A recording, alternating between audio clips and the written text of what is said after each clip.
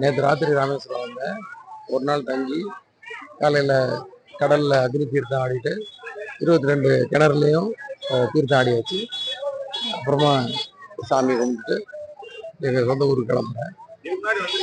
நான் நிறைய தடவை வந்திருக்கேன். ராமேஸ்வரம் வந்து எனக்கு ரொம்ப முக்கியமான இடம்.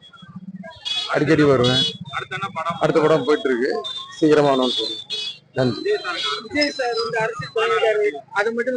யார் வந்தாலும் நாட்டுக்கு நல்லது செய்யட்டும். சந்தோஷம்.